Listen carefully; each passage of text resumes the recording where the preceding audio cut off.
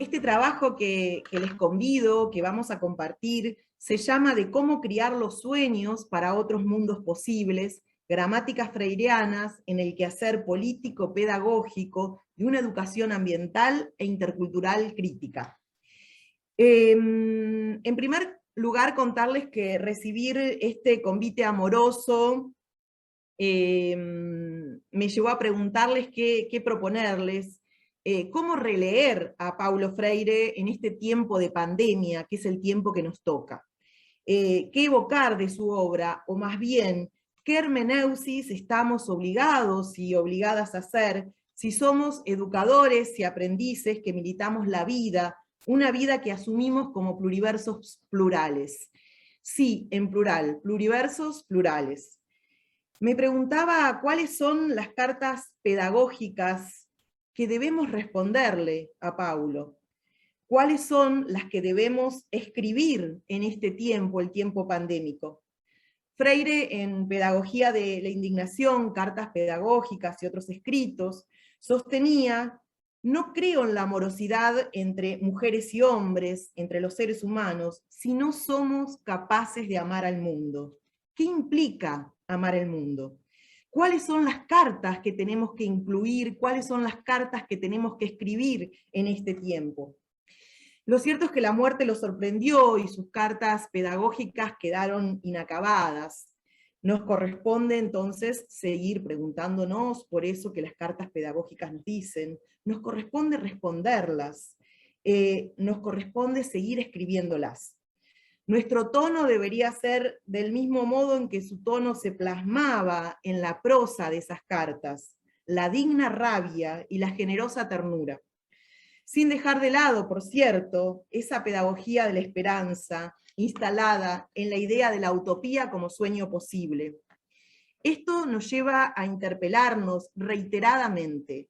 ¿Nuestras instituciones educativas se construyen desde el lenguaje de la posibilidad? Las gramáticas, ¿son las gramáticas de mujeres y hombres que luchan y que no se adaptan a los hechos tal como están dados en la irrefutable crisis ambiental? ¿Somos capaces de construir pedagogías insumisas, impulsadas por los sueños? ¿Somos capaces de devenirnos en seres de lucha por la liberación, seres más? Nita decía desde la pedagogía de los sueños posibles que la existencia o el existenciarse ético-político pedagógico de Paulo es identificado con los sueños, con la utopía de un mundo mejor, de un mundo más justo. Porque concretar los sueños posibles es de orden ético y político. Ser osados y osadas para hacer posible los sueños imposibles. En los sueños posibles está, por cierto, la denuncia por lo que no es, vivir con dignidad. Está la denuncia por los sufrimientos de los oprimidos, los desplazados, los excluidos, los subalternizados. Están los condenados de la tierra, de Fanon. Está el amor humanista y la digna rabia. Pero en la denuncia por lo que no es, por el mundo que no queremos, está el anuncio del sueño posible que podemos soñar. Permitámonoslo. Las gramáticas desde donde educar y aprender se alojan en Paulo en una tríada verbal que debe servirnos de inspiración. Soñar, osar, luchar, rescataba Anita de sus escritos. Soñar sueños posibles, osar por hacer posibles los sueños imposibles, luchar por concretar los sueños de transformación hacia un mundo más justo. La práctica educativa liberadora es en Freire del orden de lo utópico, pero la utopía como sueño posible.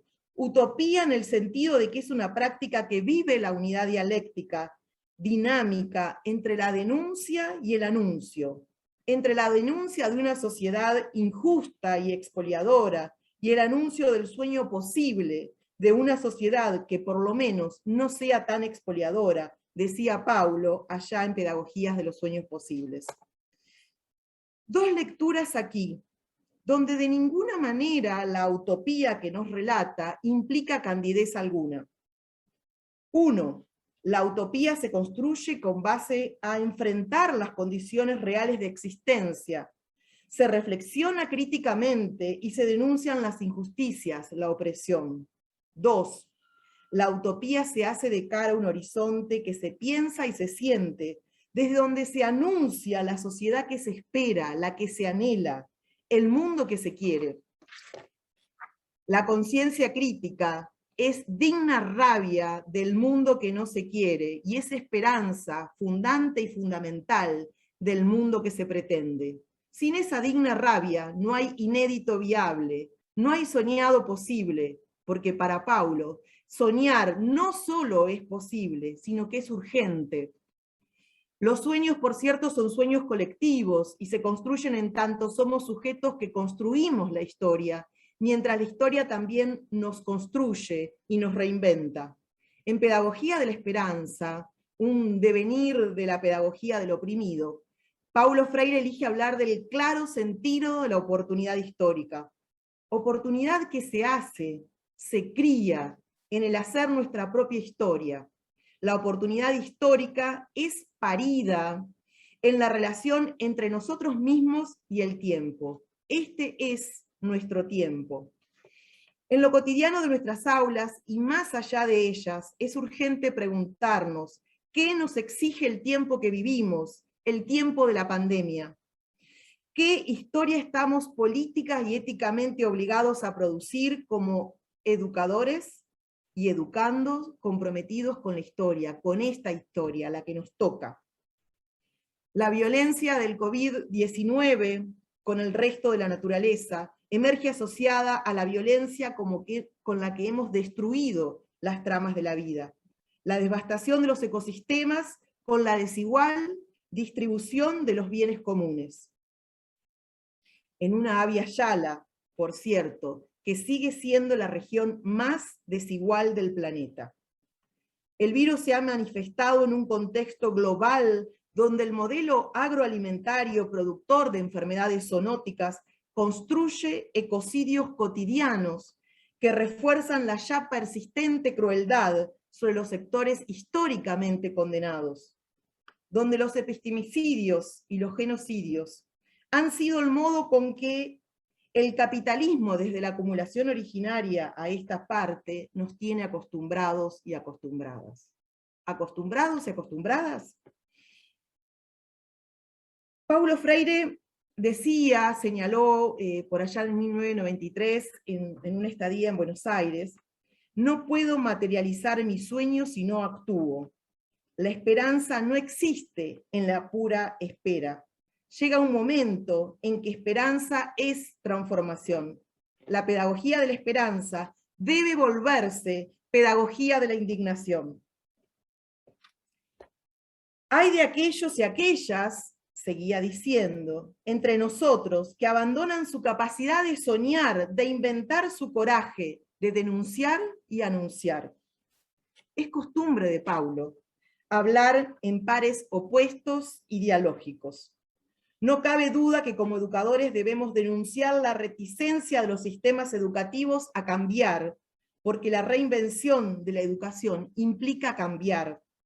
Cambiar es difícil, solía decir, pero es posible y urgente. En un reciente artículo sosteníamos que la irrefutable situación que atravesamos hace innecesario dar mayores explicaciones acerca de por qué la educación ambiental representa en este momento una prioridad. Una educación que omite o oculta estos efectos devastadores del desarrollo parece más bien educar de espaldas a la responsabilidad ética y política que le compete. Si la educación es un hecho político pedagógico, entonces asumimos aquí que nuestro sistema educativo ya ha tomado un determinado posicionamiento, porque indudablemente siempre se parte de pensar la educación desde cierta opción. Como él nos enseñó, ¿educación para qué? ¿Educación en favor de quién? ¿Educación contra qué? Ojalá la crisis nos sirva para reflexionar sobre qué tan dispuestos estamos a interrumpir los sistemas de desmantelamiento de las tramas de la vida y qué tan dispuestos estamos a pensar e instalar una educación que sea ambiental e intercultural. De lo contrario, habremos optado por seguir reproduciendo modelos educativos antropocéntricos, forjadores de pensamientos de destrucción masiva, de colonialidad y de opresión.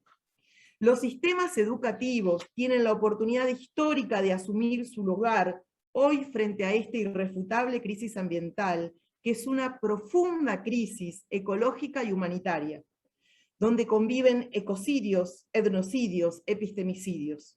Una crisis sin más, producida por el modo hegemónico del habitar el mundo y del nombrar el mundo. Un mundo inmoral, un modo inmoral además de nombrarlo, porque es inmoral que se omita el pluriverso, es inmoral que se siga sosteniendo la perspectiva centrada en un pensamiento que es norte, que es hombre, que es blanco, que es urbano, que es de lengua europea, donde la naturaleza es mero recurso. ¿De cuál es la utopía educadora posible hoy en Latinoamérica? La pregunta surgía en un encuentro que dio lugar más tarde a una publicación que se denominó Grito Manso. La utopía posible, no solamente en Latinoamérica, decía Paulo, sino en el mundo, es la reinvención de las sociedades, en el sentido de hacerlas más humanas, menos feas, en el sentido de transformar la fealdad en belleza. La utopía posible es trabajar para hacer que nuestras sociedades sean más vivibles, más deseables para todo el mundo, para todas las clases sociales, y agrego, para todas las etnias, para todos los sexos, para todos los géneros, para todas las lenguas, para todas las geografías. La utopía posible hace parte de conocer los mundos posibles que están siendo además nombrados por otras lenguas, por saberes otros, por modelos productivos otros y economías otras, formas de habitar otras. Esas que residen en los saberes negados o en el desperdicio de la experiencia que decía Sousa Santos, o en palabras de Paulo, en Pedagogía de la Esperanza, experiencias vividas hechas, en plural y en singular, saberes de experiencias hechos, saberes de la experiencia vivida. Son todos esos saberes de experiencias de los sectores discriminados de la sociedad. Entre lo vivido, entre el mundo que no queremos y denunciamos, está en Pedagogía de la Esperanza distintas formas de nombrar esas experiencias. Son experiencias de discriminación racial, de clase y de sexo. Son una larga experiencia intensamente trágica, dice Paulo. En otras enunciaciones habla de la experiencia trágica, absurda e impensable del racismo. Las razones de ser de la experiencia de ser oprimidos. Pero también están enunciados los mundos posibles que están siendo. Esa misma Pedagogía de la Esperanza habla de experiencias políticas pedagógicas cargadas de emoción, de experiencias de refundación de la palabra, de experiencias democráticas diferentes, de experiencia inédita de democratización de la enseñanza. De nuevo, Pablo nos invita a esculpir esos oponentes dialógicos, esos componentes que están compuestos por opuestos dialógicos. El diálogo como requisito epistemológico para una vivencia que es covivencia, pero de un plural que está en tensión, siempre. Freire dice que la educación dialógica es acto político y estético en Miedo y Osadía, pero en tanto problematización crítica de las relaciones. Desde la imposibilidad de existir sin sueños, Paulo sostiene en Pedagogías de los Sueños Posibles que ser en el mundo significa transformar y retransformar el mundo y no adaptarse a él.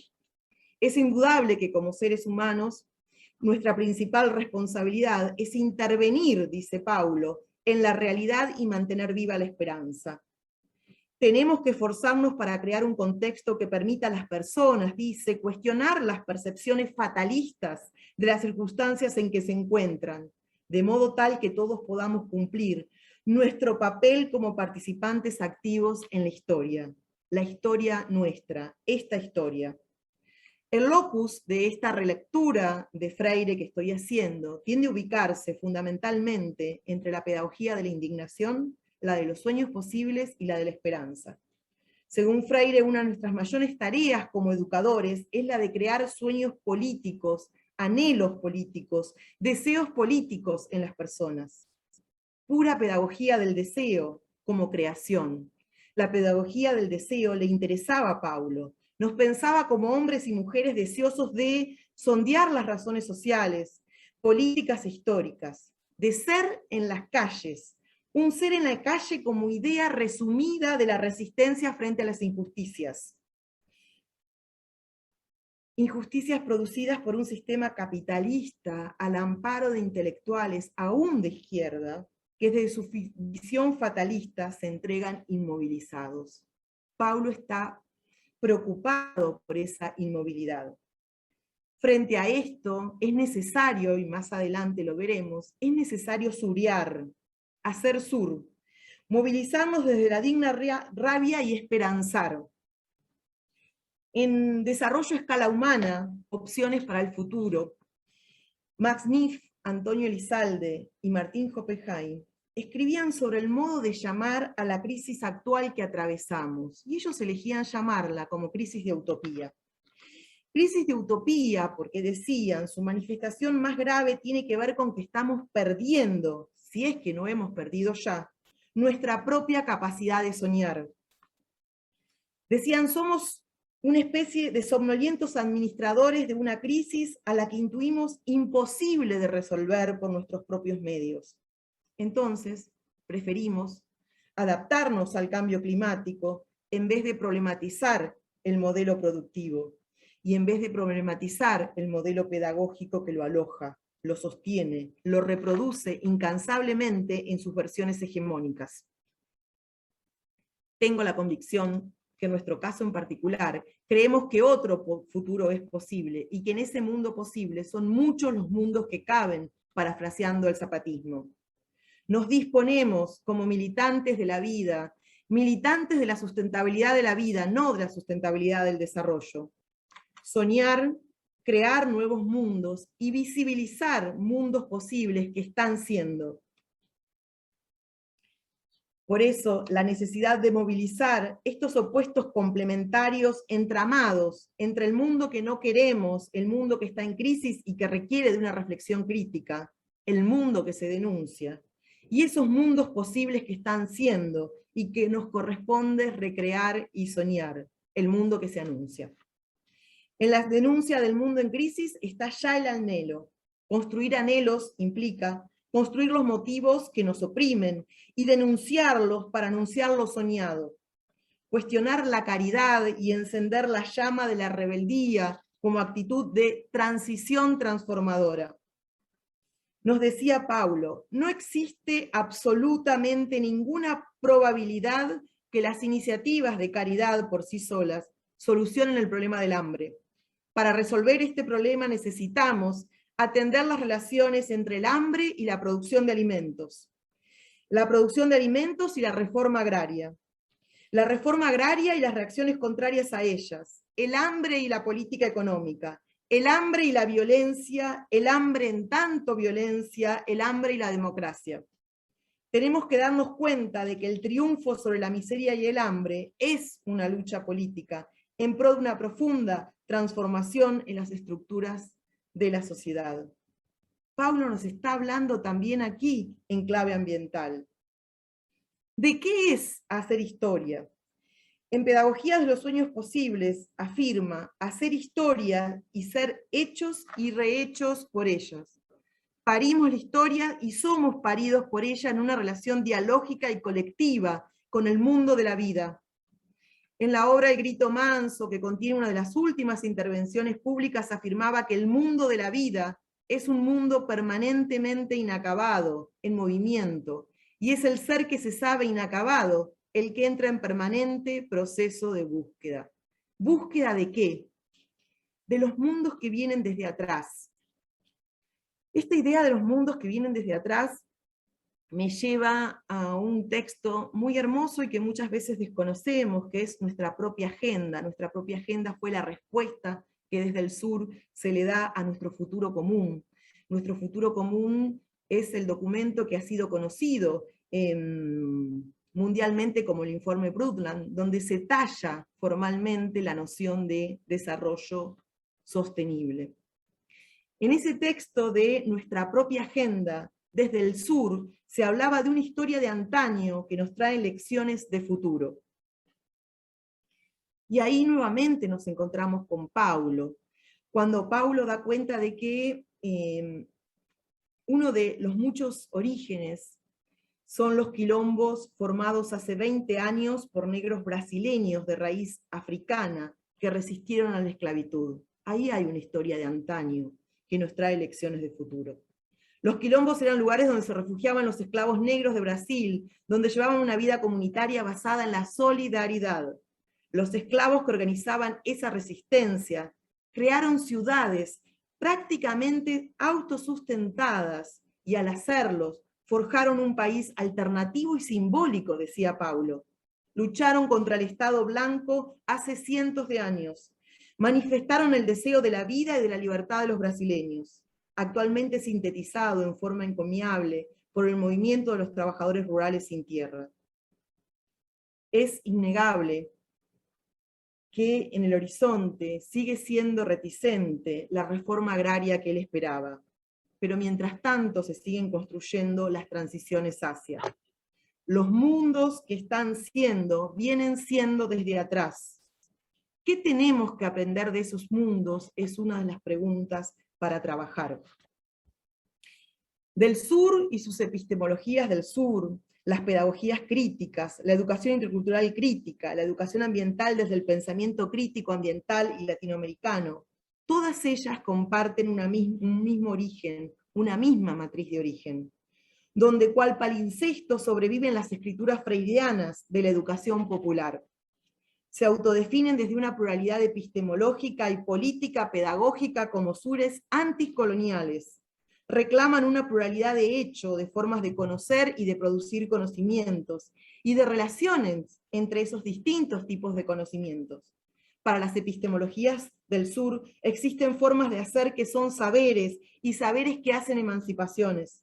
Surgen desde la crítica a la racionalidad moderna y a la visión eurocéntrica del mundo. Por ello devienen en una crítica radical a la noción de desarrollo y al modo neoliberalizado de tratar cuerpos y territorios, en sus sentidos epistemológicos y ontológicos. Tomar distancia incluso del pensamiento crítico eurocéntrico, dice Sousa Santos, es parte de la tarea que nos toca, para que lo impensable sea pensado, y desde la retaguardia, generar interaprendizajes de formas ontológicas y epistemológicas otras, que poseen modos holísticos de concepción. No estamos hablando de nuevas formas, pues no son nuevas, vienen desde tiempos ancestrales. Hablar de lo nuevo quizás sería más bien parte de lo que Sousa Santos llama las sociologías de las ausencias. Seguir reproduciendo el modo en que la razón indolente operó para ejecutar el olvido, el desperdicio de la experiencia. En la cultura andina, el trabajo no es una actividad simplemente económica, es cultivo de la vida del mundo. Se trata de saber cultivar la vida, de criarla, y dejarse criar por ella. Así esta noción de crianza de la vida no es nueva, simplemente convivió como ausencia. Por un lado, la ya citada toma de distancia de la tradición eurocéntrica moderna en sus modos de conocer, de ser, de accionar, que según las epistemologías del sur, no significa descartarla, solo aplicar una hermenéutica de la sospecha, dice Sousa Santos. Por otro lado, un esfuerzo dirigido a la construcción de proximidades con los sures plurales, para potenciar lo que denominamos una hermenéutica de la afirmación de lo negado, que permita diseñar nociones de experiencias subalternizadas que proponen una comprensión otra de las cosas del mundo. Las violencias epistémicas del universalismo eurocéntrico, mientras acallaron las epistemes otras y negaron las ontologías otras, construyeron las gramáticas de la violencia ecosistémica, que caracteriza al sistema mundo que gusta llamar Grossfogel como capitalista, patriarcal, occidental-céntrico, cristiano-céntrico, moderno-colonial. La actual crisis ecológica es una verdadera crisis civilizatoria que aloja la violencia con que la naturaleza fue pensada por los mentores de la racionalidad moderna. Pues la naturaleza fue concebida por Francis Bacon como la mujer pública a la que había que penetrar para sacarle sus secretos. Desde esa perspectiva, las violencias epistémicas y las violencias ecosistémicas forman parte de una misma matriz jerárquica, propia de una racionalidad eurocéntrica e instrumental, moderno-colonial, patriarcal. De ahí que la educación intercultural y la educación ambiental, conceptualizadas desde un enfoque crítico latinoamericano, compartan idéntico horizonte pedagógico. Desde ese lugar, se interpela a los sistemas mundos hegemónicos que atraviesan la arquitectura con que los sistemas educativos fueron concebidos. Frente a lo inadmisible, lo ominoso, lo soez de este sistema capitalista, tenemos lo insolente, lo irreverente, lo osado, lo terco, lo disciplinado, lo subversivo, las subversiones de mundo, o los subversiones, como gusta llamar a Carla Winston. En la historia como posibilidad, Paulo señala algunos puntos que abarcan desde la política a la epistemología. Las relaciones norte-sur, la cuestión del hambre en el mundo, la cuestión de la violencia. En las relaciones norte-sur, en tanto centro de poder, dice, el norte se acostumbró a definir al sur. Nos inventaron como subdesarrollados, tal como dice Esteva. Nos inventaron como tercer mundo, tal como nos dice Escobar. Éramos la condición indigna del desarrollo, tal como vuelve a decir Esteva.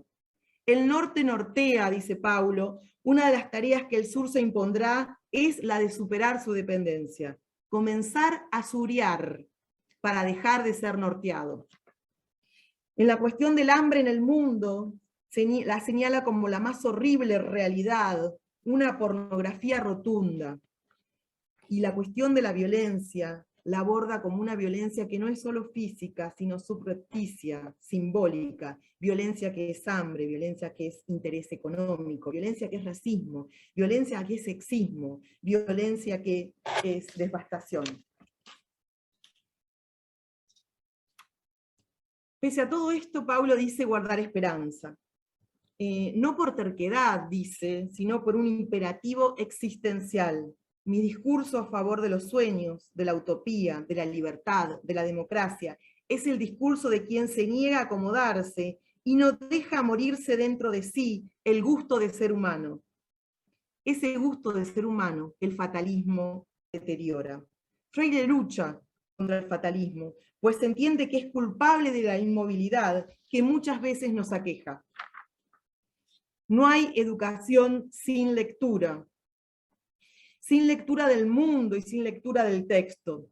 Es urgente interpelarnos sobre cómo decodifican los sistemas educativos la crisis civilizatoria que atravesamos. Cómo no deconstruyen modo de enunciar que hacen parte de la epistemología de la destrucción y el conflicto con la vida. A Freire le preocupa el proyecto de muerte que el capitalismo significa. No comprende cómo hombres y mujeres que inventaron la existencia del lenguaje, de la tecnología, hagan de ella un instrumento de muerte para sí mismos.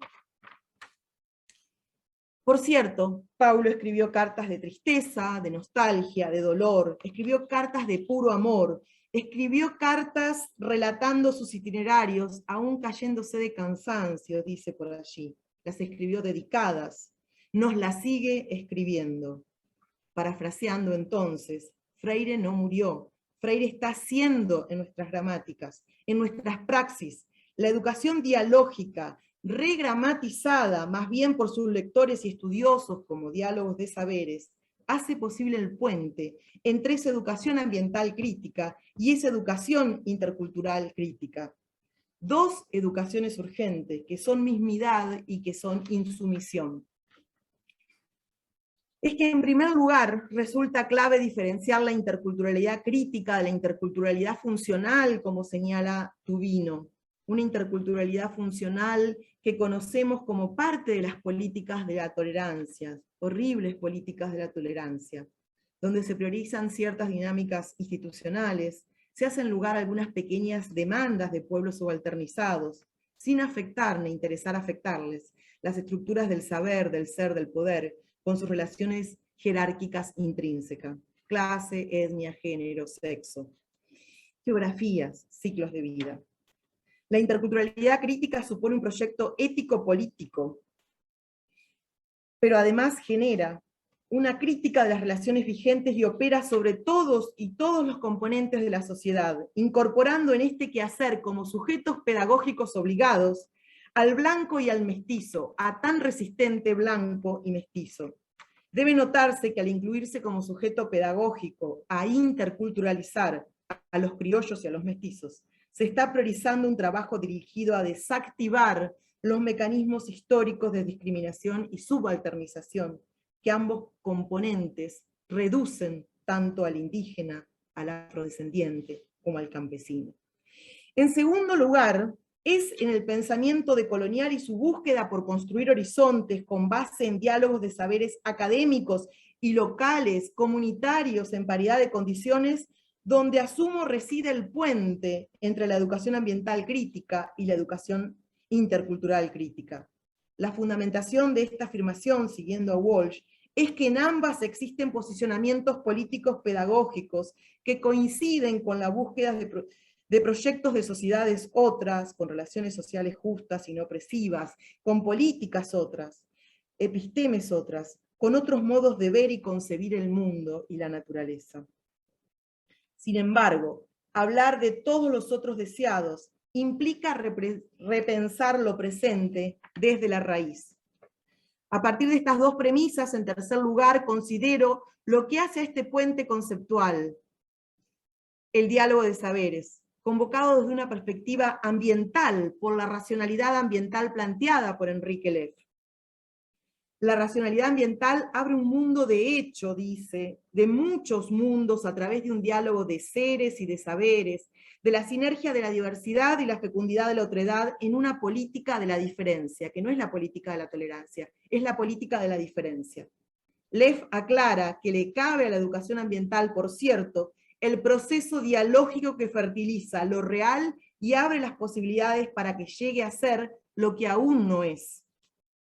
En este puente le cabe a la interculturalidad, a la educación intercultural, desde la interculturalidad crítica, pensar también ese mundo que no es, un mundo que está en construcción permanente. Y aquí, para mí, compartirles algo que vengo pensando en términos de la necesaria transversalización de los sistemas educativos, por cierto, pero la transversalización de nuestros propios actos educativos como actos políticos pedagógicos. Es en pro de aprender formas plurales de ser, de estar, de conocer, que permiten reinventar la arquitectura de otro sistema educativo y movilicen otras percepciones para interpretar el mundo y la naturaleza.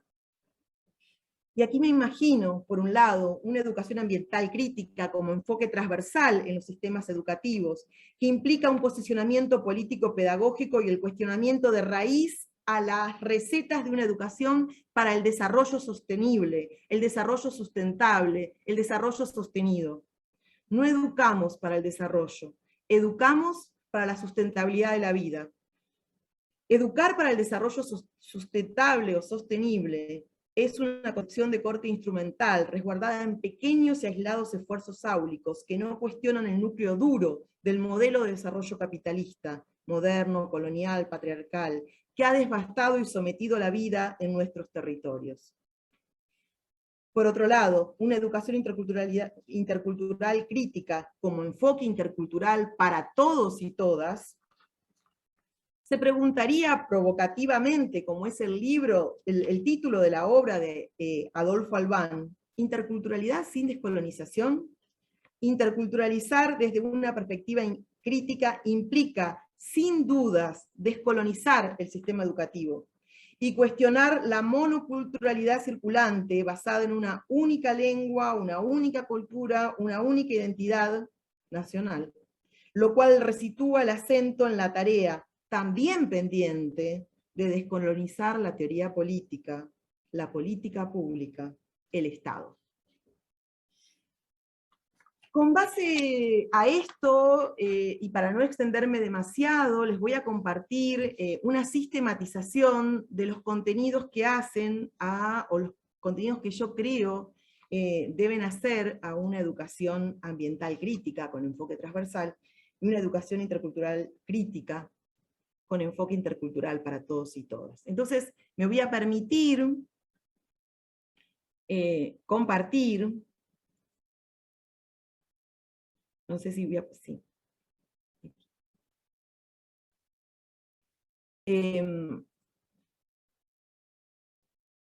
Perdón.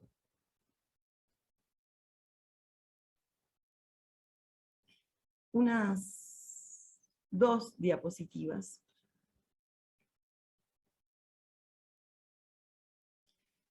Donde intento sistematizar ese doble reto de la transversalización. Que aquí, digamos, esto forma parte de una publicación bastante reciente, donde trabajo fuertemente el puente entre la educación ambiental crítica y la educación intercultural crítica. En ese momento llamé a ese doble reto de transversalización, lo llamé, lo ordené, lo organicé a través de atributos, atributos tantos para una educación ambiental crítica como atributos para una educación ambiental crítica. En realidad, en el marco de esta misma lectura, empecé a pensar que dejaría de llamarlos atributos, y más bien los llamaría estaciones, ¿no? Pensando en las estaciones que el sistema educativo y nuestros propios actos educativos, desde una perspectiva política y pedagógica crítica, debería pasar por estaciones. Y me imagino las estaciones, porque las estaciones es un lugar a donde llegamos y del cual partimos. Llegamos siempre y partimos siempre.